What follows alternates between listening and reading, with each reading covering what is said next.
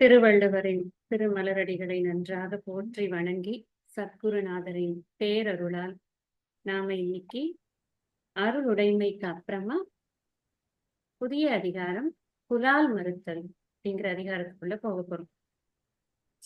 சொல்லப்போனா இந்த அதிகாரம் எல்லோராலும் ஏற்றுக்கொள்ள முடியாத, தன்னுடைய பர்சனல் ஹேபிட்ஸை டச் பண்ற மாதிரியான ஒரு அதிகாரமாக இருக்கிறது. அதனால அதிகாரத்தோட தலைப்பு எப்பவுமே நாம பார்ப்போம். அதிகாரத்தினோட தலைப்பை முதல்ல விளங்கி கொள்ளணும், அதுக்கப்புறமா அதுல இருக்கிற குரட்பாக்களை பார்ப்போம் அப்படிங்கிறத நம்ம தொடர்ந்து கடைபிடித்து கொண்டு வருகிறோம். இதெல்லாம் உனக்கு உடைமை பண்பாக இருந்தே ஆக வேண்டும் அப்படின்னு சொல்றதுக்கு எல்லாத்துக்கும் திருவள்ளுவர் தயங்குவதே இல்லை. இது உடைமை அப்பா, உனக்கு அடக்கம் உடைமை, அன்பு உடைமை, பொறை உடைமை, அதே மாதிரி இப்ப அருள் உடைமை. இல்லறத்தானுக்கு சொன்னது போக இப்போ துறவரத்திற்கு தயாராகி கொண்டிருக்கிறவனுக்கு அல்லது துறவிக்கு அருள் உடைமை. அது இல்லைன்னா அந்த அந்த லைஃப் ஸ்டைல் வேஸ்ட் அப்படிங்கிற அளவுக்கு அது ரொம்ப அவசியம் அப்படிங்கிறத நாம புரிந்து கொண்டோம். ஆனா இங்க புலால் உண்ணாமைன்னு போட்டிருக்கலாம் இல்லையா? நீ சாப்பிடக்கூடாது அப்படின்னு சொல்லும் பொழுது புலால் உண்ணாமை அப்படின்னு போட்டிருக்கலாமே, ஏன் மறுத்தல்னு என்னத்துக்காக போட்டாருன்னு நம்ம கொஞ்சம் யோசிச்சோம்னாக்க, புலாலுக்கு நான் விளக்கமே சொல்ல வேண்டாம், உங்க எல்லாருக்கும் நல்லா தெரியும். மறுத்தல் அப்படிங்கிறது ஏன் வருது அப்படின்னா, இந்த இந்த இந்த அதிகாரத்தை படிக்கக்கூடிய அதிகாரி யார்? அதிகாரின்னா தட் குவாலிஃபைட் பர்சன். இந்த இடத்துக்கு நிற்கக்கூடியவன் யார்? திருக்குறளை பொறுத்த வரைக்கும் நன்றாக சீராக இல்லறத்தை நடத்தி எல்லா நற்பண்புகளையும் வளர்த்து கொண்டு நான் எனது என்ற செருக்கை கொஞ்சம் கொஞ்சமாக விட்டு தன்னுடைய உடைமைகளை எல்லாம் இந்த பொது நலத்திற்காக அவன் தானம் செய்ய முற்பட்டு, அதனால் அவன் ஒரு நிறைவுத்தன்மையை அடைந்து அதனால் புகழ் பெற்று அந்த நிறைவுத்தன்மையின் மூலமாக அவன் இதுவரைக்கும் தான் எதெல்லாம் நிலைத்த பொருள் அப்படின்னு நினைச்சானோ அதெல்லாம் நிலையற்றவைங்கிறதெல்லாம் புரிந்து கொண்டு நிலைத்த பொருளை நோக்கி அவனுடைய பயணத்தை துவக்குகிறான் அப்படின்னு பாக்குறோம். அருளுடைமை பார்க்கும்போது இது யாருக்காக சொல்லப்பட்டது, துறவரவியல்ங்கிறது யாருக்காக சொல்லப்பட்டது அப்படின்னு பார்ப்போம். அந்த அதிகாரிக்கு தான் இப்போ அதிகாரின்னா குவாலிஃபைடு பர்சன் அப்படின்னு புரிஞ்சுக்கோங்க. அதிகாரின்னா ஆபீசர் கிடையாது. இந்த இடத்துல மீனிங் குவாலிஃபைடு பர்சன். அந்த அவருக்காக சொல்லப்படுவது அப்படிங்கிற போது, இப்ப இவ்வளவு நாள் அவர் ஒரு லைஃப் ஸ்டைல் பழகிருக்கார். இப்ப லைஃப் ஸ்டைல் சேஞ்ச் கொடுக்குறோம் அவருக்கு. நம்ம டயபெட்டிஸ் நேற்றுக்கு இன்னைக்கு தான் கண்டுபிடிச்சிருக்காரு டாக்டர். கண்டுபிடிச்ச உடனே என்ன சொல்றாரு, இனிமே ஸ்வீட் எல்லாம் கொஞ்சம் சாப்பிடாதீங்க, இனிமே நீங்க கொஞ்சம் அதெல்லாம் அவாய்ட் பண்ணிக்கங்க. சாப்பிடாதீங்கன்னு சொல்ல மாட்டாரு எந்த டாக்டர், அவாய்ட் பண்ணிக்கங்க அப்படின்ற. திருவள்ளுவர் இங்க என்ன சொல்றாரு, மறுத்தல்ங்கிறது மூலமாக இவ்வளவு நாள் உனக்கு பழக்கத்தில் இருந்திருக்கலாம், நீ சாப்பிட்டு இருக்கலாம், அதெல்லாம் பத்தி பிரச்சனை இல்லை. அங்க எல்லாம் அது உனக்கு ஒரு பிரச்சனையாகவோ தடையாகவோ உன்னுடைய மன தூய்மைக்கு இருக்காதப்பா.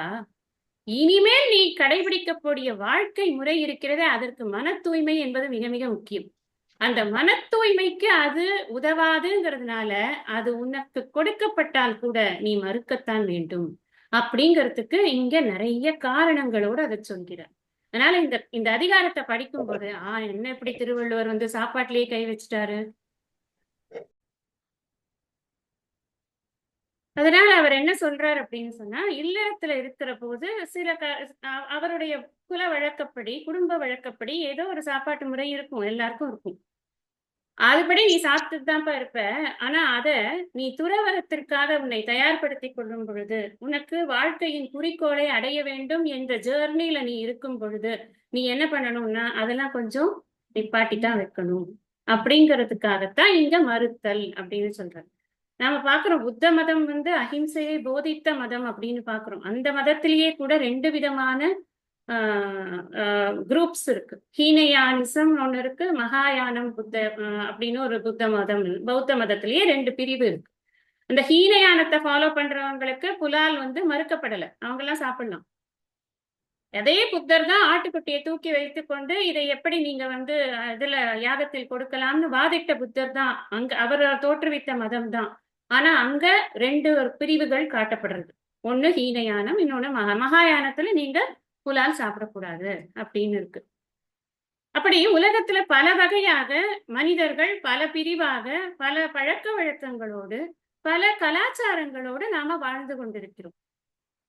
அந்த கலாச்சாரங்களின் காரணமாக நமக்கு ஒரு பழக்க வழக்கம்ங்கிறது இருக்கும். அத எந்த இடத்துல வரைக்கும் நீ கடைபிடிக்கலாம், எங்கிருந்து நீ அதற்கு ஒரு மாற்றுப்பாதையை போட்டுக்கணும் அப்படிங்கிறத நாம தான் இத படிக்கிறதன் மூலமா புரிஞ்சுக்க போறோம். இதுவரைக்கும் இல்லறத்தானாக அவன் செய்து கொண்டு வந்ததை பற்றி பிரச்சனை இல்லை. ஆனா இனிமேல் அவனுடைய வாழ்க்கை இருக்கிறது இல்லையா, அது அருள் தன்மையோடு கூடிய வாழ்க்கையாக இருக்க வேண்டும். இப்ப நீங்க புலால் உண்ணணும்னு சொன்னா எங்கேந்து அந்த புலால் வரும்? உங்களுக்கு இந்த மாமிசம்ங்கிறது எங்கேந்து வரும்? ஒரு உயிரை கொன்றால் தான் அந்த மாமிசம் நமக்கு கிடைக்கும். அப்போ ஒரு மாமிசம் சாப்பிடுறது அப்படிங்கிற ஒரு செயலுக்குள்ள 2 தவறான செயல்கள் இருக்கிறது.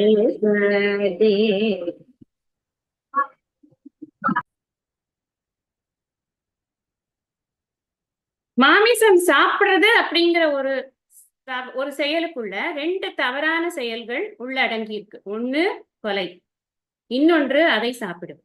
ஒரு உயிரை கொல்வது, அந்த உயிரை சமைத்து உண்பது. அப்ப 2 தப்ப பண்ணுறதுங்கிறது அருளுடைமைக்கு ஏதுவாக இருக்குமா? இரக்க பண்பை பத்தி எப்படி வாய் கிழிய பேசியிருக்கோம். நம்ம இப்பதான் 10 குறள் படிச்சோம். இரக்கத்தோடு இருக்கணும்னு. நம்ம என்ன நினைப்போம், அப்ப நான் இரக்கம்னா ஏதோ மனித உயிர்களுக்கு தான் போல இருக்கு அப்படின்னு. இல்ல, அது எல்லா உயிர்களுக்கும் தான். ஒரு பூச்சிக்கு கஷ்டப்பட்டா கூட ஒரு சாதுவாக இருக்கக்கூடியவர், ஒரு துறவியாக இருக்கக்கூடியவர், அந்த பூச்சியின் கஷ்டத்தை கூட அவர் உணர்ந்துதான் இருக்க வேண்டும். எல்லா உயிர்களுக்கும் அபயம் கொடுத்துத்தான் இந்த துறவு நிலையையே அவர்கள் அடைகிறார்கள் அப்படின்னு எல்லாம் துறவிகளுடைய வாழ்க்கையில பாக்குறோம். நம்ம இந்த அருள் தன்மை அப்படின்னு சொன்னா அதுக்கு பேசிக் குவாலிபிகேஷன் என்ன அப்படின்னா இரக்கம் வேண்டும். அது எல்லா உயிர்களிடமும் இரக்கம் வேண்டும். அதனாலதான் அருளுடைமைக்கு அடுத்ததே வச்சுட்டார். பின்னாடி வச்சானா இந்த அருளுடைமை இப்பதான் படிச்சிருக்கு, கிரீனா மைண்ட்ல இருக்கு, புரியும் நமக்கு. அப்பதான் நம்ம அருளுக்கு ஏற்பில்லாத ஒரு செயலை செய்கிறோமே அப்படின்னு நமக்கு அப்பதான் புரியுங்கிறதுக்காக இதுக்கு அடுத்தது வச்சிருக்காரு. அருளுக்கான அடிப்படை தேவை என்னன்னா இரக்கம். இரக்க குணத்தை எப்படி காட்டுவது? யாரையும் துன்புறுத்தாமல் தான் நீ அதை காட்ட வேண்டும். அப்போ துன்புறுத்தி ஒரு உணவை உண்பது அப்படிங்கிறது நீ பண்ணக்கூடாது. அப்படிங்கிறதுனாலதான் இந்த புலால் மறுத்தல்ல இந்த விஷயத்த ரொம்ப ஸ்ட்ராங்கா எடுத்துக்கொண்டு வருகிறார் இவர் திருவள்ளுவர். ஒரு உரையாசிரியர் எழுதுகிறார், அன்புடைமைனா என்ன, அருளுடைமைனா என்ன? 2க்கும் வித்தியாசம், ரொம்ப அழகான வித்தியாசம். அன்புடைமை அப்படிங்கிறது தன்னுடைய இன்பத்தை மற்றவர்களுக்கு பகிர்வது. நான் இன்னைக்கு நல்ல மூட்ல இருக்கேன், நான் எல்லார்கிட்டையும் பேசும்போது ரொம்ப பிளசண்டா பேசுவேன், என் மூடு நல்லா இருக்கு, நான் அதனால அன்பை வெளிப்படுத்துறேன். தன்னுடைய இன்பத்தை இன்னொருத்தருக்கு வெளிப்படுத்துவது. ஆனா அருளுடைமை அது அல்ல. அருளுடைமை தன்னுடைய இன்பத்தையே துறந்து மற்றவர்களுக்கு இன்பத்தை கொடுப்பது. 2க்கும் எவ்வளவு வித்தியாசம் இருக்கு. எனக்கு என்ன மூடு வேணா இருந்துட்டு போறது, எனக்கு என்ன பிரச்சனை வேணா இருந்துட்டு போறது, உனக்கு பிரச்சனையா நான் வரேன், அது அருள். நான் நல்லா இருக்கிற வரைக்கும் நானும் உங்களை எல்லாம் கடிக்க மாட்டேன்ப்பா, இல்லைன்னா எனக்கு கொஞ்சம் மூட் அவுட் ஆச்சுன்னா பார்த்தவங்க பிடிங்கி எடுத்துருவேன் அப்படின்னா அது பேர் என்ன? அது அருள் கிடையாது இல்லையா? இது கண்டிஷனலா இருக்கு, அது அன்கண்டிஷனலா இருக்கு. இதெல்லாம் நம்ம பார்த்திருக்கோம். இருந்தாலும் இந்த உரை கொஞ்சம் இன்னுமே நல்லா இருக்கே அப்படிங்கிறதுக்காக சொல்லுவோம். அருளுக்கும் அன்புக்கும் வித்தியாசம் எல்லாம் வேண அளவுக்கு பார்த்துருப்போம் நம்ம. சரி, இந்த இரக்கம்ங்கிறது எப்படி வரும், என் மனசுக்கு எப்படி வரும் அப்படின்னா அதுக்கு ஒரு அடிப்படை தேவை இருக்கு. இந்த மனசுங்கிறது அமைதியா இருக்கணும். எப்ப பார்த்தாலும் ஆர்ப்பாட்டமாக இருக்கக்கூடாது. இந்த மனசுல சஞ்சலங்கள் ஜாஸ்தியா இருந்து ஒரே ரஜோகுணத்துல இருந்ததுன்னா எப்படி அது அமைதியா இருக்கும்? ரஜோகுணம்னா ஏற்கனவே நான் கீத கிளாஸ்ல சொல்லியிருக்கேன், ஒர்க்கஹாலிக் ஒரு அது மைண்ட். அது எப்ப பார்த்தாலும் ஏதாவது ஒண்ணு பண்ணணும், ஏதாவது பேசணும், ஏதாவது ஒர்க் பண்ணிட்டே இருக்கணும், அங்க போகணும், இங்க வரணும். அப்படி இருந்ததுன்னா அந்த மனசுல அமைதி இருக்காது. மனம் அமைதி ஏற்பட்டால்தான் நமக்கு இரக்கம் அப்படிங்கிற குணத்தை நம்மளால உணரவே முடியும். அமைதியான மனதில் தான் அடுத்தவனை பற்றிய சிந்தனையே நம்மளால பண்ண முடியும். நான் ரொம்ப டர்மாயில்ட ஸ்டேட்ல இருக்கும் பொழுது இன்னொருத்தரோட கஷ்டத்தை என்னால எப்படி பார்க்க முடியும்? அதனால இந்த ஆகாரத்துல சுத்தம் இருந்தாதான் இந்த குணம் சுத்தமாகும் அப்படின்னு சாஸ்திரம் சொல்றது. குணம் எதற்கு சுத்தமாகணும் அப்படின்னா படிச்சதெல்லாம் ஞாபகம் வச்சுக்கிறதுக்கு தான். படிச்சதெல்லாம் ஞாபகம் இருக்கும். அப்பதான் நமக்கு தேவையான சமயத்துல படிப்பு நமக்கு உதவும். கற்பவை கற்க, கற்ற பின் நிற்க, 2ம் பண்ணணுமே. கசடுவர கற்கணும், கற்பவை கற்கணும், கற்ற பின் நிற்கணும். எல்லாமே சேர்ந்து வரணும் அப்படின்னா அடிப்படை தேவை அதுக்கு இந்த மனம், புத்தி, சித்தம், அகங்காரம் என்ற அந்த அந்தக்கரணமானது தூய்மையானதாக இருக்க வேண்டும். ஒரு வகையில் அது பக்தியின் மூலமாக கிடைக்கிறது. மற்ற பழக்க வழக்கங்கள் நமக்கு அதுக்கும் நம்மளுடைய மற்ற பழக்க வழக்கங்களும் அதற்கு துணை நிற்க வேண்டும் அப்படிங்கிறது தான் ரொம்ப முக்கியம். கொன்னா சாப்பிடுறதுக்காக கொல்றது, இப்படி ரெண்டு காரியம், ஒரு காரியம் ஒரு காரணம், இப்படித்தான் இது மாத்தி மாத்தி போய்கொண்டிருக்கிறது. சில பேர் சொல்லுவாங்க, புலால் சாப்பிடுறதுல உங்களுக்கு என்னங்க பிரச்சனை, எங்களுக்கு சக்தி வேண்டாமா, எங்களுக்கு அதுல எவ்வளவு புரோட்டீன் இருக்கு, எவ்வளவு இது இருக்கு அப்படின்னு. இந்த ஒரு விஷயம் நாம நல்லா புரிஞ்சுக்கணும். புலால் உண்பவர்களை பற்றி நாம் எந்த ஒரு தவறான ஒரு அபிப்பிராயத்தையும் விதைக்க போவதும் இல்லை, அதை வைத்துக் கொள்ள போவதும் இல்லை. அது ரெண்டும் அது இதோட பேசிஸ் கிடையாது, இந்த அதிகாரத்தினுடைய பேசிஸ் கிடையாது. இங்க இந்த அதனாலதான் அதிகாரியை முதல்ல விளக்கினேன். யாருக்கு சொல்லப்படுகிறது அதுதான் ரொம்ப முக்கியம். நான் ஒரு ஒரு பெரிய பித்தாகரஸ் தியரம் கொண்டு போய் ஒரு 2ஆம் கிளாஸ் பையன் கிட்ட சொன்னேன்னா அவனுக்கு புரியாது. ஆனா அவன் அந்த பித்தாகரஸ் தியரம் படிக்கிற அளவுக்கு வயசு வந்தாச்சு அப்படின்னா அந்த சிலபஸ்ல வச்சேன்னா அவனுக்கு புரியும். இப்ப நாம இந்த சிலபஸ் துறவு மனப்பான்மையில் இருக்கக்கூடிய நல்ல வாழ்க்கையை வாழ்ந்த, வையத்துள் வாழ்வாங்கு வாழக்கூடிய வாழ்க்கையை வாழ்ந்த ஒரு இல்லறத்தானிடம் பேசிக்கொண்டிருக்கிறார் திருவள்ளுவர்னு நல்லா புரிஞ்சுக்கணும். அங்க சக்திக்கு என்ன வேலை அப்படின்னா, சக்திங்கிற ஆர்குமெண்ட் அங்க நிக்காது. அதுக்காக சொல்ல வரேன். யானை கூட தான் ரொம்ப பெருசா இருக்கு, நல்ல சக்தியோட இருக்கு, சிங்கத்தை கூட அடிச்சிடுமா. ஆனா யானை என்ன சாப்பிடுறது, அது வெறும் வெஜிடேரியன் தான் சாப்பிடுறது. குதிரை பயங்கரமா ஓடுறது, குதிரை ஹார்ஸ் பவர்னு சொல்றோம், அதுக்கு நிறைய சக்தி இருக்கு. ஆனா அது சாப்பிடுறது என்ன, அது என்ன மாம்சமா சாப்பிட்டு கொண்டிருக்கு. அதனால சாப்பாட்டுக்கும் அதனுடைய சக்திக்கும் அது ஒரு ஒப்புமை கொண்டு வருது அப்படிங்கிறது அது அந்த சாப்பாட்டை ரொம்ப விரும்பக்கூடியவர்கள் செய்யக்கூடிய வேலை. மற்றபடி உண்மையில் அதற்கு எதுவும் உண்மையான சான்று அப்படிங்கிறது இல்லை. இப்ப இந்த காஃபி ரொம்ப அடிக்டடா இருப்பாங்க சில பேர். காஃபி என்னென்னத்துக்கெல்லாம் நல்லதுன்னு எங்கெல்லாம் போட்டிருக்கோ அந்த விஷயத்தெல்லாம் எடுத்துக்கொண்டு இதனாலதான் நான் காஃபி சாப்பிடுறேன் அப்படிம்பாங்க.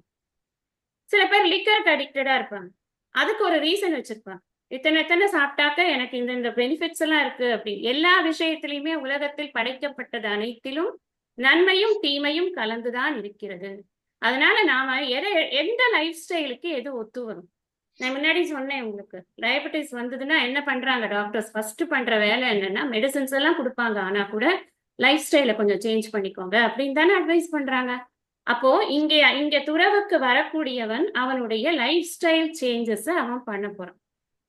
அதனால அதாவது ஒவ்வொருத்தருக்குமே காலம், தேசம், வழக்கம், பழக்க வழக்கம் இதெல்லாம் இதுவரைக்கும் இருந்திருக்கும். அது எல்லாமே நம்ம அப்படியே கண்டினியூ பண்ணி கடைசி வரைக்கும் போகணும்ன்ற அவசியம் கிடையாது. நமக்கு அதில் ஒரு தெளிவு ஏற்பட்டது அப்படின்னா, அறியாமையில சில விஷயங்கள் செய்து கொண்டிருப்போம். அந்த அறியாமை அது போயிடுத்து அப்படின்னு சொன்னா அதுக்கப்புறம் நாம அந்த விஷயத்தை செய்ய வேண்டாம் அப்படின்னு நம்ம ஒரு முடிவும் எடுக்கலாம். நம்ம எந்த வாழ்க்கை முறையை சூஸ் பண்றோமோ அந்த வாழ்க்கை முறைக்கு தேவையான தகுதியான ஒரு மனநிலையை நாம் வளர்த்து கொள்ள வேண்டும். அது யாரோட பிரச்சனைனா, அது யார் அந்த வாழ்க்கை முறையை தேர்ந்தெடுக்கிறார்களோ அவர்களுடைய பிரச்சனை. அப்ப அவங்கதான் அந்த முடிவை எடுக்கணும் அப்படிங்கிறது தான் இங்க ரொம்ப முக்கியம். நான் திரும்ப திரும்ப ஒரு விஷயம் சொல்றேன், யாராவது நான்வெஜ் சாப்பிட்றவங்க இருந்தா அவங்கள மட்டமா நினைக்கிறதோ, அவங்க தப்பு பண்றாங்கன்னு பேசுறதுக்கோ இந்த அதிகாரத்துக்கு பார்த்து நம்ம படிக்கல. அவங்களோட சுய பரிசோதனைக்காக நாம் இதை தொடரலாமா வேண்டாமா என்ற முடிவை எடுப்பதற்காக மாத்திரம்தான் இந்த அதிகாரத்தை படிக்கிறோமே ஒழிய, இதை படித்து விட்டேன் நான், அதனால் எனக்கு இதில் இருக்கக்கூடிய பிரச்சனைகள் அனைத்தும் தெரிந்து விட்டது, நான் உன்னை குற்றம் சொல்றேன், இந்த ஒரு விரலை கூட அந்த சைடு காட்டக்கூடாது, எல்லாம் இப்படித்தான் பண்ணணும். நாம படிக்கிறது எல்லாம் அந்தந்த பர்சனை சரி பண்ணிக்கிறதுக்காக தான். நான் கீதையில சொல்றதும் அதே தான், இங்கேயும் சொல்றதும் அதே தான். எனக்கானது இது நான் இன்னொருத்தனை சுட்டி காட்டுவதற்காக அல்ல. அதனால இதுல இன்னொரு பாயிண்ட் வரும். வள்ளலார் சொல்றார் ஜீவ காருண்யம் அப்படிங்கறதுனால யாருமே சாப்பிடக்கூடாது. இங்க நான் என்ன சொல்றேன், திருவள்ளுவர் ஒரு இல்லறத்தை நன்றாக வாழ்ந்து முடித்து துறவரத்திற்குள் வருபவருக்கு இதை சொல்கிறார் அப்படின்னு புரிஞ்சுக்கணும்னு சொல்றேன். ஆனா வள்ளலார் ஒரு படி மேல போய் என்ன சொல்றார், சத்திய ஞான சபைக்கு உள்ளே வருகிறாயா, நீ படிக்க வரியா, நான் சொன்ன விஷயத்த, புலால்லாம் உனக்கு அலோடு இல்லப்பா, நீ சாப்பிட்டிருக்கவே கூடாது. நீ ஒருவேளை சாப்பாட்டுக்காக வருகிறாயா, நான் போடும் அன்னதானத்திற்கு வருகிறாயா, தாராளமா சாப்பிட்டுட்டு போ. இந்த காமன் மேனை பத்தி அவர் பேசல. யார் அவருடைய நெறியில் செல்லணும்னு நினைக்கிறாங்களோ அவங்களுக்கு இதுதான் ரூல். இங்கேயும் கிட்டத்தட்ட அந்த விஷயத்தை அப்ளை பண்ணணும். யார் முக்தியின் பாதையில் பயணிக்க விரும்பி அதற்கான வாழ்க்கை முறையை தேர்ந்தெடுத்து செல்கிறார்களோ அவர்களுக்கு இதுதான் ரூல். இந்த ரூல்ல எந்த ஒரு இதுவும் கிடையாது. என்ன சொல்றது, ரிலாக்ஸேஷனும் கிடையாது. இந்த சுவாமி சித்பவானந்தர் கிட்ட ஒருத்தர் கேட்டாராம், நீங்க வந்து புலால் மறுப்பவர்களை பற்றி, புலால் உண்பவர்களை பற்றி நீங்கள் என்ன கருத்து சொல்வீர்கள் அப்படின்னு. ஆன்மீகத்தில் முன்னேற வேண்டும் என்ற நாட்டம் இருப்பவர்கள் அதை செய்ய மாட்டார்கள் அப்படிங்கறதோட அவருடைய பதில் நின்னு போச்சாம். அவ்வளவுதான். இப்ப நான் இவ்வளவு நேரம் கொடுத்த வியாக்கியானத்துக்கெல்லாம் ஒன் லைன் ஆன்சர். அதுதான் மகான்களுடைய வார்த்தைகள். சின்ன வார்த்தையிலேயே புரிய வச்சிருவாங்க. யாருக்கு வேணும், யாருக்கு வேணும். நீ உன்னுடைய பயணத்தில் நீ முன்னேறி செல்ல வேண்டுமா, உன் வாழ்க்கையில் குறிக்கோளை அடைய வேண்டுமா, அப்பனா நீ பண்ணாதப்பா. பண்ணாதேங்கிறதுக்கு நிறைய ரீசன்ஸ அடுக்க போறார் வள்ளுவர். நம்ம ஏன் பண்ணக்கூடாது அப்படிங்கிறது நான் ஜென்ரலா சொன்னேன். அது வந்து மன அமைதியை கொடுக்காது, இரக்க பண்புக்கு அது ஹேத்துவானது அல்ல, அது நம்முடைய ரஜோகுணத்தை தூண்டி விடுகிறது. அதே அதே மாதிரி அது அதுல உள்ள போயிட்டானா வெளியில வர முடியாது. அடிக்ஷனை கூட அது வந்து கொண்டு வருது.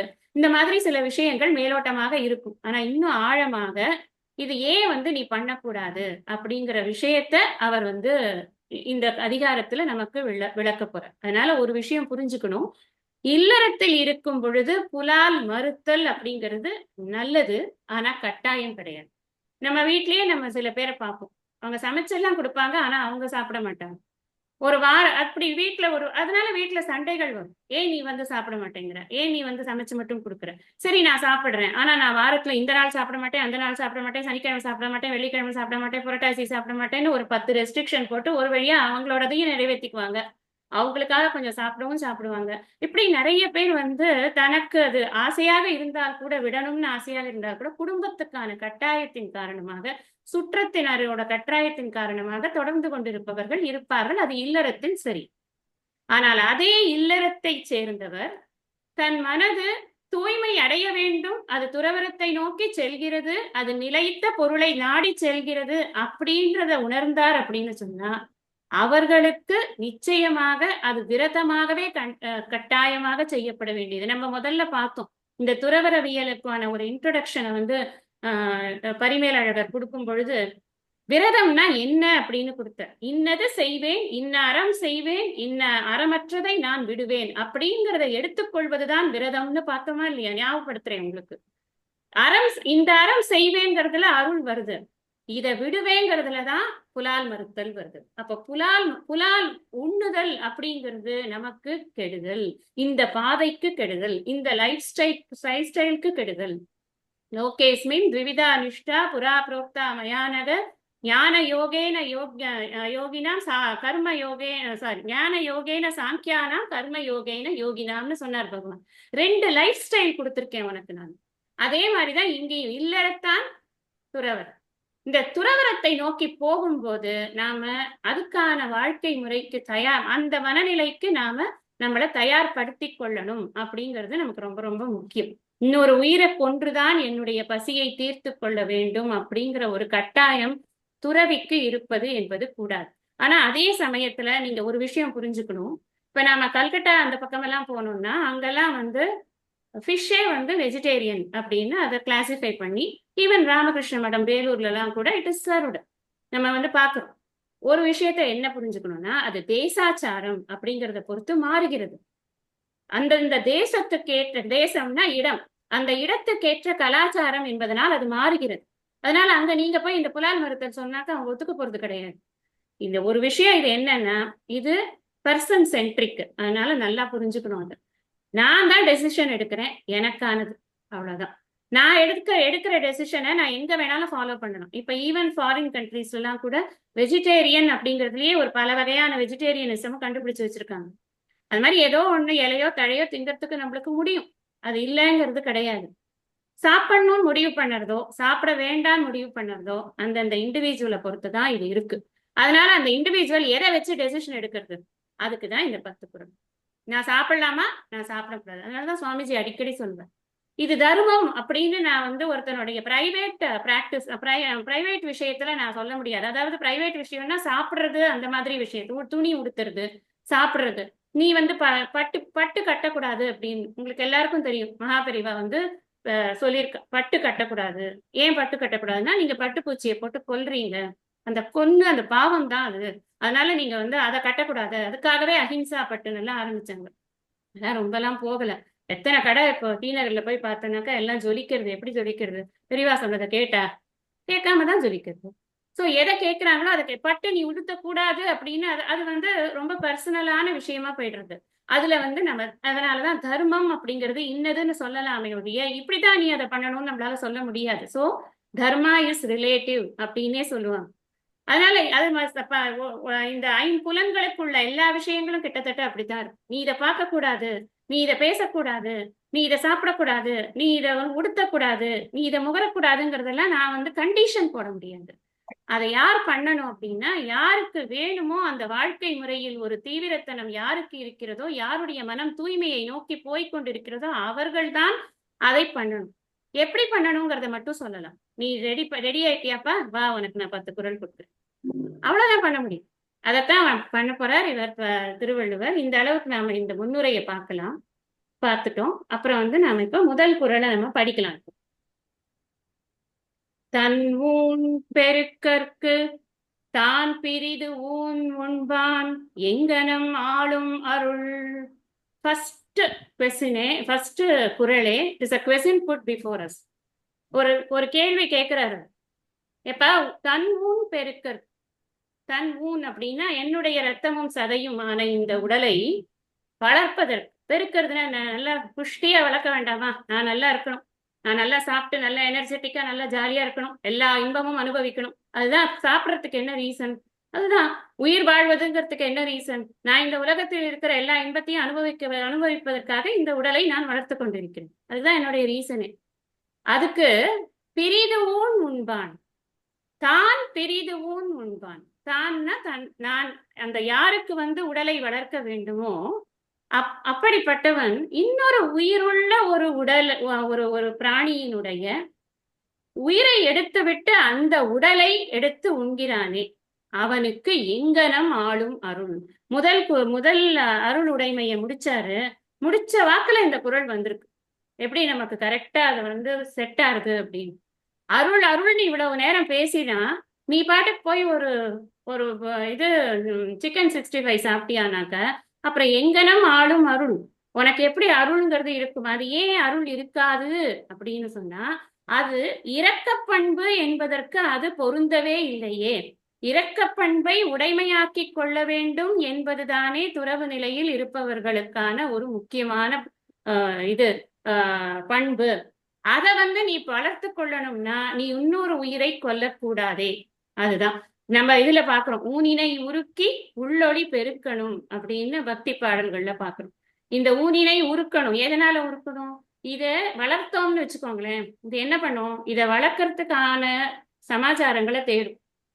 சாப்பிட்றதுக்கு நிறைய சாப்பாடு கொடுத்து கொண்டே இருந்தா சாப்பாட்டுலதான் புத்தி போகும். அப்புறம் அதை சாப்பிட்ட உடனே மயக்கம் வரும். ஆஹா, உண்ட மயக்கம் தொண்டருக்கும் உண்டு, போங்கப்பா பாராயணமாவது ஒண்ணாவது, கொஞ்சம் தூங்கும், அவ்வளவுதான் முடிஞ்சாச்சு. அப்புறம் திருப்பி எழுந்துரு, பசித்திரு, தனித்திரு, விழித்திருன்னாரு இவரு வள்ளலார். எதுக்கு சொன்னார் அதெல்லாம்? ஏன்னா இந்த லைஃப் ஸ்டைல் யார் சூஸ் பண்றாங்களோ அவங்களுக்கு அதுதான் முக்கியம். அவர்கள் அது நிறைய தத்துவார்த்தமான அர்த்தங்கள் அதுல இருக்கு. அறிவு பசியோட இருக்கணும், ஜனக்கூட்ட நல்லோர் இணக்கத்தில் இருக்கணும், அதுக்காக தான் தனித்திரு. உலக மக்களோடு நீ சேர்ந்திருந்தா என்றால் உனக்கு இந்த அறிவில் நாட்டமே வராது, இந்த மெய்யறிவை பெறுவதில் நாட்டமே வராது. எப்போதும் விழிப்போடு இரு, அவேர்னஸ் நிறைய இருக்கணும். நான் செய்யறது தப்பா ரைட்டா, தர்மா தர்ம விவேகம் இருக்கணும், நிலையாமையை பற்றி விவேகம் இருக்கணும். எப்போதும் அந்த டிஸ்கிரிமினேட்டிங் பவர் வந்து ஜாஸ்தியா வந்து நமக்கு இருந்து கொண்டே இருக்கணும். இதெல்லாம் தான் அதுல அர்த்தம் இருக்கு நமக்கு. அப்ப நம்ம பொதுவாக இந்த வழியில் போகும் பொழுது பக்தியோடு ஞான வைராக்கியத்தோடு நாம் பயணிக்க வேண்டும் என்று சொன்னால் இந்த சாப்பாட்டெல்லாம் கொஞ்சம் குறைச்சு அப்பப்போ கொஞ்சம் விரதமெல்லாம் இருந்து இந்த ஊனை பெருக்காமல் இதை கொஞ்சம் உருக்கி உள்ளொளி பெருக்க, நம்ம உள்ளுக்குள்ள இருக்கக்கூடிய அந்த அறிவு சுடரை நாம் பெருக்கி கொள்ள வேண்டும். அப்படிங்கிறது தான் நம்மளுடைய அருளாளர்கள் எல்லாம் நமக்கு சொல்லி கொடுத்துருக்குது. அதனாலதான் அருள்ங்கிறது இதை சார்ந்து இருக்கே. அப்பா, நீ பாட்டுக்கு ஒரு உயிரை கொலை பண்ணி நீ சாப்பிடுறேங்கிறியே, எங்கனம் ஆகும் அருள்? இது எப்படி ஒரு அருளை உள்ளவன் எப்படி பிற உயிர்களை கொன்று அந்த உடலை சாப்பிடுவானப்பா? அது அந்த இதுல இன்னொரு ஒரு அழகான பாயிண்ட் வைக்கிறார் யாரு, பரிமேலழகன். என்ன வைக்கிறார்னா, நீ எப்பப்பா இந்த அருளுக்கு வந்த? இந்த அருளை கை கொள்ள வேண்டும் அப்படிங்கிறதுக்கு நீ எப்ப வந்த? அட்லீஸ்ட் பேசிக்கா இந்த உடல் நிலையானது அல்ல அப்படிங்கிற அந்த அறிவையாவது பெற்றால்தான் ஒருவன் நிலையாமையை உணர்ந்து நிலைத்த பொருளை நோக்கி வருகிறான்னு நம்ம சொல்ல முடியும். நான் முன்னாடியே உங்களுக்கு சொல்லியிருக்கேன் கீத கிளாஸ்ல, தேகாத்ம புத்தியில தான் எல்லாருமே பிறக்கும் போது இருக்கும். உடல் நான் அப்படிங்கிற புத்தி. கொஞ்சம் கொஞ்சமா இந்த வேத கருத்துகள் நம் உள்ளே செல்ல செல்ல நமக்கு என்ன ஆறுது அப்படின்னா ஜீவாத்ம புத்தி வருது. நான் உடல் அல்ல, உடலுக்குள் வாழும் உயிர், உடல் எனக்கு கொடுக்கப்பட்டுள்ள கருவி அப்படிங்கிறதுக்கு மைண்ட் வந்து மேல அப்கிரேட் ஆகுது. Version upgrade. அதுக்கப்புறம் அடுத்த வெர்ஷனுக்கு போறோம். பிரம்மாத்ம புத்தி. நான் உடல் அல்ல, நான் உடலுக்குள் வாழும் உயிரும் அல்ல, இந்த உயிருக்கு உயிரான தூய உணர்வே நான் அப்படிங்கிறதுக்கு நம்ம போறோம். அதுதான் முக்தி நிலை. அதை அறியணும் அப்படின்னு சொன்னா முதல்ல பேசிக்கா என்ன புரிஞ்சுப்போம்? நம்ம உடல் நிலை அல்லன்னு புரிஞ்சுப்போமா இல்லையா?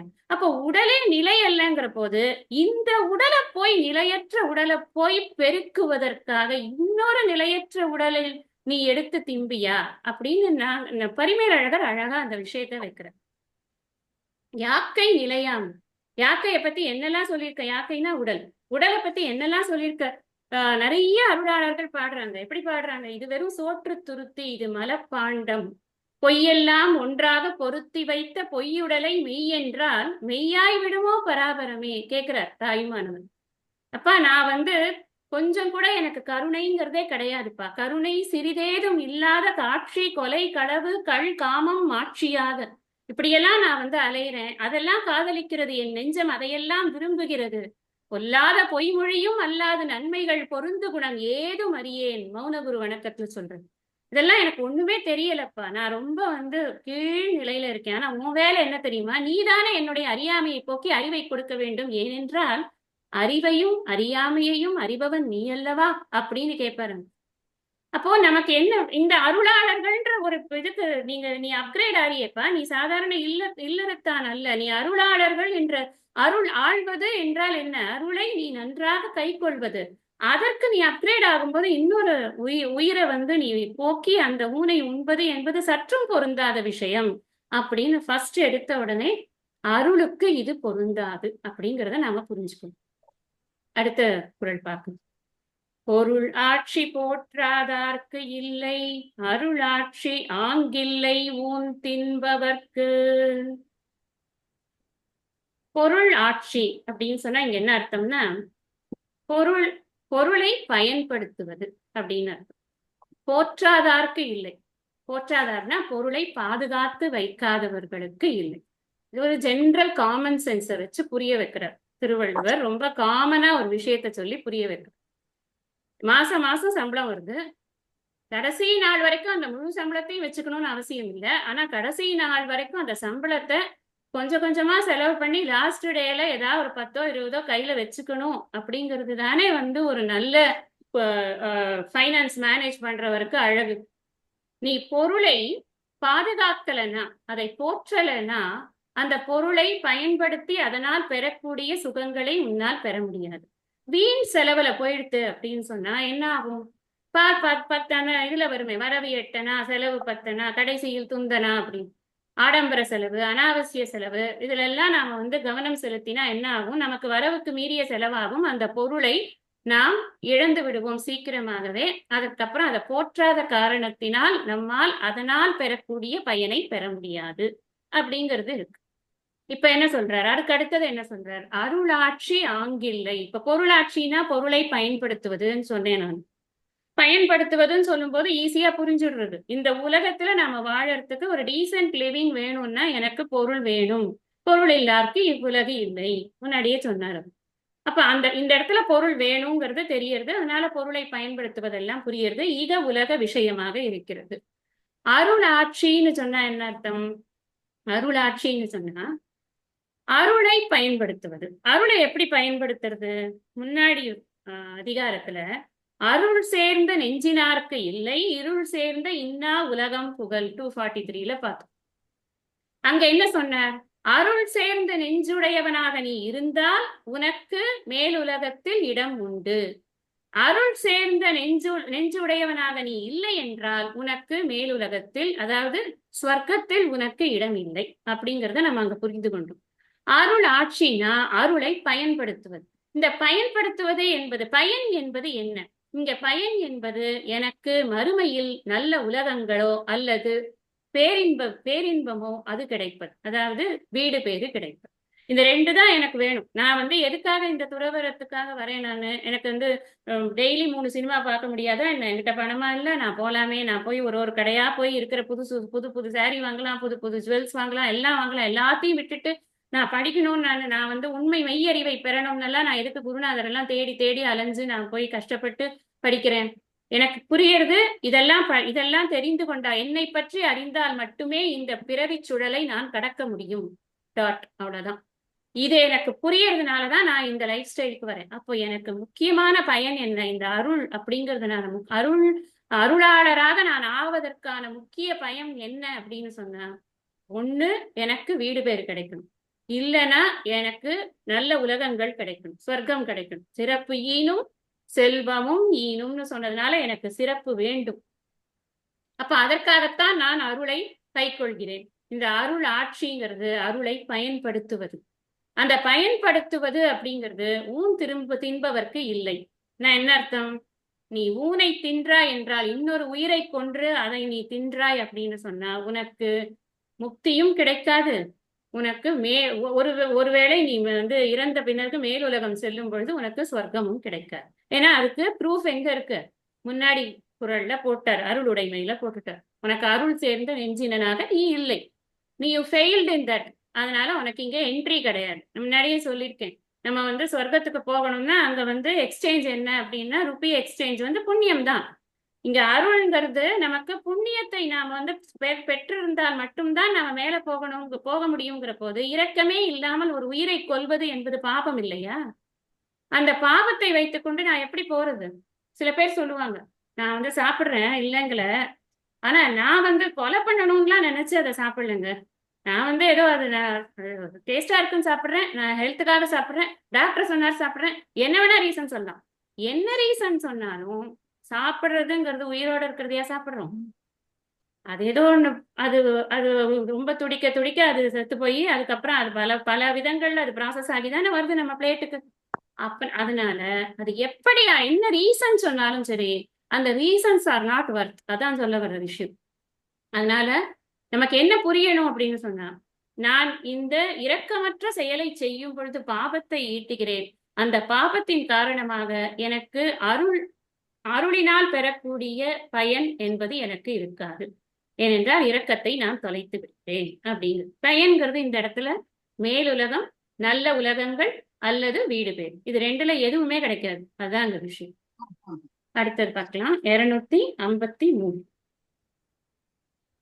படை கொண்டார் நெஞ்சம் போல் நன்று ஊக்காது ஒன்றன் உடல் சுவை உண்டார் மனம்.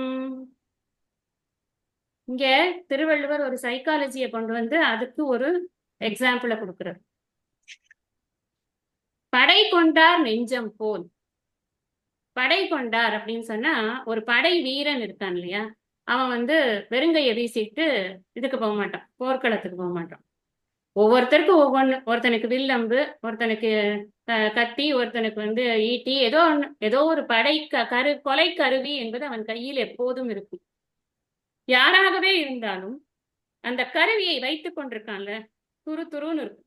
எதிர்க்க எவனாவது நம்மளை எதிர்த்து வந்தான்னா பட்டுன்னு, இப்ப இருக்கிறது கன், பட்டுன்னு சுட்டுட்டு போயிட்டே இருப்போம். ஒரு தடவை ஃபர்ஸ்ட் தடவை சுடும் போது வேணா கொஞ்சம் தயங்குவானா, ஒண்ணு சுட்டாச்சு நம்மளுக்கு சுட தெரிஞ்சிருத்துன்னா அதுக்கப்புறம் என்ன பண்ணுவான்? அந்த போர்க்களத்துல அவன் தன்னுடைய எதிரில் வரக்கூடிய எதிரி எவனாக இருந்தாலும் அடிச்சு துவம்சம் பண்ணிட்டு தான் மறுவேலை பார்ப்பான். அவ்வளவு உற்சாகமாக ஊக்கமிக்க போராக அது இருக்கும். அது படைக்க வீரனுடைய ஒரு நேச்சர். அது அந்த நேச்சரை இந்த இடத்துல எடுத்துட்டு வர, இதுதான் வந்து சைக்காலஜி. இங்க என்ன எதுக்கு கம்பேர் பண்ற அப்படின்னா, ஒன்றன் உடல் சுவை உண்டார் மனம் நன்று ஊக்காது. இந்த நன்று ஊக்காது அப்படிங்கிறது என்னன்னா, நன்மையை அது ஊக்கமாக நினைக்காது, ஊக்கத்தோடு நினைக்காது. நன்மைங்கிறது இங்க என்னதுன்னா இரக்க பண்பு. ஒன்றன் உடல் சுவையை உண்டவனுடைய மனம், ஏதோ ஒரு உடலை நான் வந்து கொன்னு அதை சமைச்சு சாப்பிட்டாச்சு. அந்த சுவை எனக்கு பிடிச்சு போச்சு, அந்த மாமிசத்தை நான் சாப்பிட்டாச்சு அப்படின்னா இந்த நாக்கு என்ன பண்ணும்? அதையே திருப்பி கொண்டா கொண்டான்னு தான் இந்த நாக்குல பெரிய ப்ராப்ளம். இந்த சுவாமிஜி அழகா ஒரு விஷயம் சொல்லுவார். நம்ம வாழ்க்கைக்கு 2 எதிரி, நம்ம கிட்ட இருக்கிற 2 முக்கியமான எதிரி, அதுகளை ஜெயிச்சா தான் நம்ம வந்து அற வாழ்க்கையில வெற்றி காண முடியும். அது நாக்கு, இன்னொன்னு தோல். அதனாலதான் வந்து நிறைய பிரம்மச்சரியத்தை வந்து ரொம்ப சீரியஸா வந்து இது ப்ராபகேட் பண்றது எதுக்கு அப்படின்னா, இது 2னாலதான் ஒரு மனிதன் வந்து வீழ்ந்து விடுவான். ஒண்ணு, நல்ல சுவையா எங்க சாப்பாடு கிடைக்கிறதோ அங்கேயே காலி, அவ்வளவுதான். அதுக்கப்புறம் அங்கிருந்து வெளியில வர முடியாது. அதே மாதிரிதான் தோல் ஸ்பரிச சுகம் அப்படிங்கிறது கிடைச்சாச்சுன்னா அந்த ஸ்பரிச சுகத்துல இருந்து வெளியில வர்றது ரொம்ப கஷ்டம். அதனால இதை சொல்லுவாங்கல்ல, நாவடங்க நாளும் அடங்கும் அப்படின்னு சொல்லுவாங்க. ஜிதம் சர்வம் ஜிதே ரசே அப்படின்னு சொல்லுவாங்க. இப்ப அந்த மாதிரி அந்த ருச்சி கண்டாச்சு அப்படின்னு சொன்னா அதை விட முடியாது. இத ரொம்ப அழகா எக்ஸ்பிளைன் பண்ணுவார் இவர், ஐயா இலங்கை ஜெயராஜன். அதை என்ன எக்ஸ்பிளைன் பண்ணுவார் அப்படின்னா, ரா மீட் இருக்குல்ல, நம்ம போய் கடையில தொங்குற அந்த மீட் இருக்குல்ல, அதை பார்த்தா யாருக்காவது டேஸ்ட் வருதா? நம்ம சாப்பிடணும்னு தோணுதான்னா?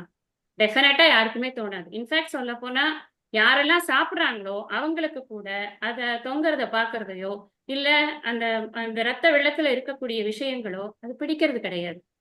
மீன் நாத்தம் யாருக்கும் பிடிக்கிறது கிடையாது. ராவா இருக்கிறச்சே யாருக்குமே அது பிடிக்கிறது கிடையாது. அது கன்சியூம் பண்ண முடியாது.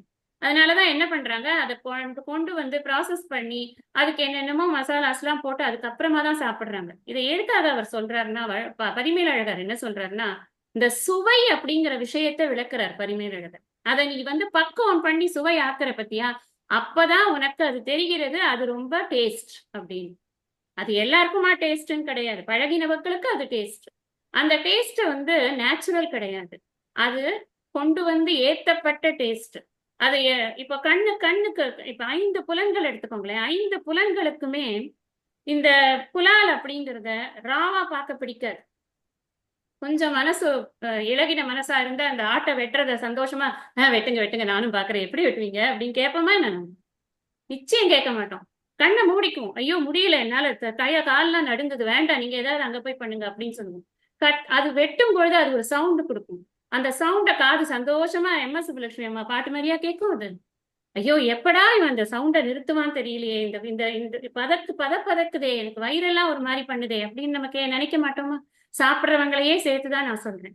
நிச்சயமாக நினைக்கும். அந்த மனசு வந்து அந்த இடத்துல சாப்பாட்டை விட அந்த அந்த அந்த காட்சி பொருள் தான் நமக்கு ரொம்ப டிஸ்டர்ப் பண்ணும். நம்ம அதே மாதிரி வாங்கிட்டு வரும்போது கூட நம்ம வாங்கிட்டு வந்துட்டு அதை வச்சு அந்த கையோட நம்ம எல்லா இடத்தையும் தொடுவோமா என்ன?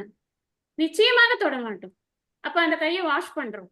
நம்ம அதை தொடர்றதுக்கு கூட நம்மளுக்கு வந்து அதை பிடிக்க மாட்டேங்குது. ராவா இருக்கிறச்சே நமக்கு பிடிக்க மாட்டேங்குது. அதுல அவ்வளவு இது அசுத்தமாக அது இருக்கிறது அப்படிங்கிறதுனால அது பிடிக்க மாட்டேங்குது. இப்ப நாக்குக்கு பிடிக்கல, தோலுக்கு பிடிக்கல, மூக்குக்கு அந்த வாடை பிடிக்கல, மூக்கை பொத்திக்கிட்டு தான் அந்த வழியாலெல்லாம் போக வேண்டியதா இருக்கு. எதுக்குமே இப்படி 5 புலன்களுக்குமே அது ராவா இருக்கச்சே பிடிக்கல. ஆனா அத குக் பண்ணியாச்சு அப்படின்னு சொன்னா, நல்ல பிளாட்டர் பண்ணி அழகா பிராண்ட் பண்ணி செல் பண்றதுக்கு கொண்டு வந்து வைக்கும்போது அப்படியே லிப் ஸ்நாக்கிங்கா இருக்கு. எப்படா இதை வந்து நம்ம வயிற்றுக்குள்ள போகும், கல்ப் பண்ண மாட்டோமா அப்படின்னு இருக்கு.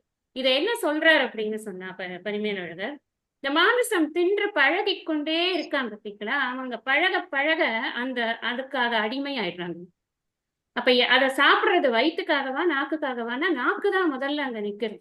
இப்ப நாக்கு அந்த சுவையை தெரிந்து கொண்டு விட்டது அப்படின்னு சொன்னா, எப்படி ஒரு போர் வீரன் வந்து ஊக்கத்தோட பார்க்கக்கூடியவன் எல்லாரையும் அந்த போர்க்களத்தில் அடித்து கொன்று குவிப்பானோ, அந்த மாதிரி கிடைக்கிறது எல்லாத்தையும் இந்த நாக்கு வந்து திங்கறதுக்கு தான் ஆசைப்படும். நான் இந்த ஊர்ல இந்த இந்த சாப்பிட்டேன், அந்த ஊர்ல போய் அந்த நான்வெஜ் ஐட்டம் சாப்பிட்டேன், உங்களுக்கு தெரியாது. அப்ப ஃபுட்டீஸ்வாங்க, அப்புறமா யூடியூப்ல வந்து விளாகா போடுவாங்க, அங்க போங்க இது கிடைக்கும், இங்க போங்க இது கிடைக்கும். ஏன் அதெல்லாம் அந்த அந்த வீடியோஸ் எல்லாம் ஏன் வந்து அப்படியே பார்வை வந்து நிறைய பெறுகிறது அப்படின்னா, பல மக்களுக்கு இந்த நாக்குக்கு அடிமையாகி இருப்பதுதான் பிடித்திருக்கிறது. அது வெஜிடேரியன் ஃபுட்டா இருக்கட்டும், நான் வெஜிடேரியன் ஃபுட்டா இருக்கட்டும், ஒரு ஃபுட் விளாக் மட்டும்தான் இப்போ சக்சஸ்ஃபுல்லா போகும்.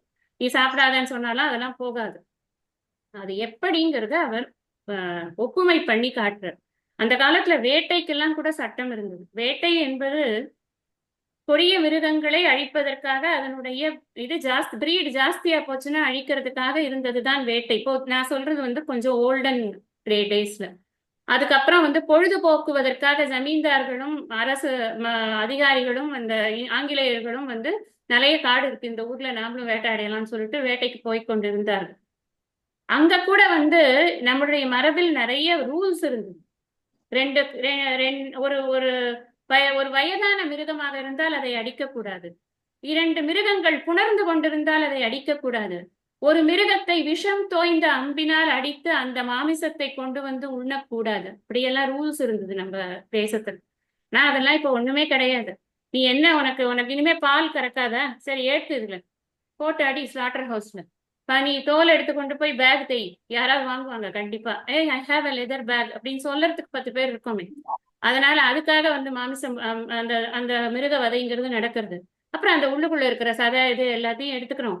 அந்த எலும்பை கூட விட்டு வைக்கிறது இல்லை, அதை கூட எடுத்து வச்சு எதுலையாவது போட்டு இதுல எலும்பு இருக்கு, இதுல வந்து இது இருக்கு. இப்ப கூட திருப்பதி லட்டு விவகாரம் எல்லாம் பார்த்தோம். நம்ம என்ன அதாவது என்ன அந்த ஹோல் ப்ராடக்டும் யூஸ் ஆகுது, ஏதோ ஒரு வகையில யூஸ் ஆகுது.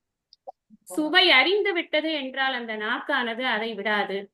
அதனால சுவையை கொடுக்க கூடாதுங்கிறதுக்கு அடுத்தடுத்தது சொல்றேன். ரொம்ப முக்கியம். நான் சொல்றதெல்லாம் நான் திரும்ப திரும்ப உங்களுக்கு சொல்றேன், கனெக்ஷனோட பாருங்க. அப்ப உங்களுக்கு ரொம்ப சுவையா இருக்கும் இந்த விஷயத்த படிக்கிறதுக்கு. எதுக்காக இதை சொன்னார் அவர்? ஏன்னா அடுத்ததுல சொல்லும் பொழுது ஏன் அந்த நாக்கை வந்து பழக்கப்படுத்தக்கூடாது? நாக்கு பழகினதுனாலதான் இந்த பிரச்சனை வந்தது. ஏன் பழக்கப்படுத்தக்கூடாது? அடுத்த குறள் பார்க்க. அருள் அல்லது யாதெனில் கொல்லாமை கோரல், பொருள் அல்லது அவ்வூந்தினல். இத வந்து பரிமேலழகருடைய உரைப்படி படிக்கணும்னா, அருள் அல்லது யாதெனில் கொல்லாமை கோரல், பொருள் அல்லது அவ்வூந்தினல் அப்படின்னு அந்த அல்லத பிரிக்கணும். இதுக்கு அர்த்தம் என்ன அப்படின்னு முதல்ல பார்ப்போம். இந்த அருள் யாதெனில் கொல்லாமை அப்படி பிரிச்சுக்கணும். அருள்னா என்னப்பா? அருள்னா கொல்லாமை. ஃபர்ஸ்ட் அருள் யாதெனில் கொல்லாமை, அல்லது கோரல். அந்த அல்லதுங்கிறத அல்லது யாதெனில் கோரல் அப்படி புரிஞ்சுட்டா நல்லா ஈஸியா புரியும். கொஞ்சம் டிக்லிஷான குறள் இது. ஏன்னா என்னன்னா ஈஸியா வேர்ட்ஸ் அரேஞ்ச் பண்ணல. ஆனா நாம புரிஞ்சுக்கணும் அதை எப்படி அரேஞ்ச் பண்ணது. அதுக்குதான் நமக்கு உரையாசிரியர்கள், குருநாதர் இப்படி எல்லாரும் சேர்ந்து நமக்கு துணை செய்வது அதற்கு தான். டைரக்டா படிச்சா அது ஒரு அர்த்தம் வரத்தான் வரும். ஆனா இதனுடைய உண்மையான அர்த்தத்தை புரிந்து கொள்வதற்கு நம்ம கொஞ்சம் மெனக்கெடணும். இப்போ ஃபர்ஸ்ட் நம்ம புரிஞ்சுக்க வேண்டியது அருள் யாதெனில் கொல்லாமை. That is one sentence. அடுத்தது அல்லது யாதெனில், யாதெனில்ங்கிறத நம்ம சப்ளை பண்றோம் ரெண்டாவது வாட்டி. அல்லது யாதெனில் கோரல். கோரல்னா கொல்லுதல், கொல்லாமை கொல்லுதல். அப்ப அருள்னா கொல்லாமை, அருள் அல்லதுன்னா என்னது? கொல்லுதல். அப்படிங்கிற 2 விஷயம். அடுத்தது ஏன் ஏன் அருள் அல்லது கொல்லுதல்? அதுக்கு ஒரு ரீசன் கொடுக்கணும் இல்லையா? சும்மா அருள் அல்லது கொல்லுதல்பா அப்படின்னு சொன்னா நம்ம ஒத்துக்க மாட்டோம். அதுக்கு ஒரு ரீசன் கொடுக்கணும். அது என்ன அப்படின்னா அவ்வூன். அவ்வூன்னா எவ்வூன்? எந்த ஊன் அது? ஊன்னா மாமிசம். அவ்வூன்னா எந்த ஊன்னு? இந்த முன்னாடி போட்ட கோரல் போட்டார்ல, இந்த கொன்றதுனால் கிடைத்த ஊன். அருளே இல்லாமல் இரக்கமே இல்லாமல் ஒரு உயிரை கொன்று அதனால் கிடைத்த அந்த மாமிசத்தை, அவ்வூன் அந்த மாமிசத்தை திணல் உண்பது அப்படிங்கிறது பொருள் அல்லது அப்படிங்கிறது. இந்த இடத்துல பொருள்னா பைசா கிடையாது. இந்த இடத்துல பொருள்னா மெய்ப்பொருளினால் வரக்கூடிய உண்மை பொருள். உண்மை பொருள்னா நமக்கு வாழ்க்கையின் குறிக்கோள், அதுதான் இங்க பொருள். அறம் அப்படி சொல்லணும். பொருள்னா இந்த இடத்துல அறம். இப்ப இனிமேதான் அறத்தை பற்றியும் பாவத்தை பற்றியும் பேச ஆரம்பிக்க போறார். அதனாலதான் இங்கேருந்து அறத்தை கொண்டு வர்றார். இது அறம் கிடையாதுப்பா. அறம் பாவம் என்னும் அரும் கயிற்றால் கட்டி அப்படின்னு நம்ம சிவபுராணத்துல படிக்கணும். அறம் என்றால் புண்ணியம், பாவம்ங்கிறதுக்கு அர்த்தம் உங்களுக்கு. இந்த அறம்ங்கிறது இந்த இடத்துல என்ன சொல்ற? பொருள் அல்லது. அப்படி வாழ்க்கையோட பொருள் என்ன? என்னோட வாழ்க்கை எதுக்கு வாழறேன் நான்? வையத்துள் வாழ்வாங்கு வாழ்பவன் அப்படின்னா என்ன அர்த்தம்? வாழ வேண்டிய முறையில் வாழ்பவன், புண்ணியத்தை சம்பாதித்து வாழ்பவன். அப்படி வாழ்பவன் தான் வானுரை தெய்வத்தில் வைக்கப்படும் அப்படின்னு சொன்னதா இல்லையா? அப்ப நான் பொருள் அல்லதுன்னா என்ன? அந்த பொருள் போச்சு. என்னோட very purpose of my life as a birth as a human being போச்சு எனக்கு. அந்த அளவுக்கு இது பாவத்தை கொடுக்கக்கூடியது. இந்த அறம் அல்லது அப்படிங்கிறதுக்கு அறம் அல்லது வாழ்க்கையின் குறிக்கோளுக்கு தடையானது. வாழ்க்கையின் குறிக்கோள் என்பது என்ன? பேரானந்தம், நிம்மதி, இறைவனை அடைவது. இப்படி இதெல்லாமே ஒவ்வொரு ஒவ்வொரு இதுல கரெக்டா இருக்கும். அதாவது சில பேருக்கு எப்படியாவது இறைவனை அடைந்தால் போதும், அது ஒரு குறிக்கோள். சில பேருக்கு நிம்மதியா இருக்குதா போதும். நிம்மதி என்பது இவ்வுலகம் மேலுலகம் எங்க போனாலும் எனக்கு ஒரு நிம்மதி இருக்கணும், அவ்வளவுதான். அது எனக்கு குறிக்கோள். எனக்கு பேரானந்தம், வீடு பேரு, அதுதான் குறிக்கோள். எல்லாம் அக்செப்டபிள். மெய்ப்பொருளை அறிவது அதுக்கு தடையா இருக்கு. அப்ப எது தடையா இருக்கும்? அறம் அல்லதுன்னு சொன்னா என்ன அர்த்தம்? பொருள் அல்லதுன்னா பாவம்னு அர்த்தம். எது பாவம்? அந்த மாமிசத்தை தின்பது பாவம். எந்த மாமிசத்தை தின்பது பாவம்? அல்லது கோரல். அந்த இரக்கமே இல்லாமல், அருளே இல்லாமல் ஒரு உயிரை பலியிட்டு அந்த ஊனை எடுத்து கொண்டு தட்டுல வச்சு திங்குறோமே, அது பாவம் அப்படிங்கிற இந்த இடத்துல பரிமேலழகர் சொல்றார், இது காரண காரியத்தை விளக்க வந்தது அப்படின்னு. இங்க எது காரணம், எது காரியம்? அருள் என்பது காரணம். அருள் இருக்கிறதுனால எந்த காரியம் நடக்கிறதுனா கொல்லாமைங்கிறது நடக்குது. அருள் இருந்தா நான் கொல்ல மாட்டேன், காரணம் இருந்தா இந்த காரியம் நடக்காது. இதுதான் காரியம். அருள் இருக்கும் பொழுது கொல்லாமை என்பது இருக்கும், அதுதான் விஷயம். எனக்கு அருள் இருந்தா கொல்ல மாட்டேன். அருள் இன்மைங்கிறது இருந்ததுன்னா என்ன பண்ணுவேன்? கொல்லுவேன். அருள் இன்மை காரணம், கொல்லுதல் காரியம். அது காரண காரியத்தை விளக்க வந்தது. அதே மாதிரி நான் மாம்சம் சாப்பிட்டேன் அப்படின்னு சொன்னா அந்த மாம்சத்தை சாப்பிடுவது என்பது காரணம், அதனால் வரக்கூடிய பலன் காரியம் என்னது? பாவம். இப்ப இந்த குறள்ல தான் என்ன கிளியரா டிஃபைன் பண்ணிட்ட, இது பாவ செயல் அப்படின்னு. ஏன்னா இதை பேஸ் பண்ணிதான் அடுத்தடுத்தது போவார். இந்த அளவுல நாம இன்னைக்கு இந்த குறட்பாக்களுடைய பொருளை பார்ப்பதில் நாம நிறைவு செய்து கொள்ளலாம். மீதி இருக்கக்கூடிய குறட்பாக்களின் பொருளை நாம அடுத்த வகுப்புல நம்ம படிக்கலாம். இப்ப நம்ம பாராயணத்தை ஆரம்பிச்சோம்.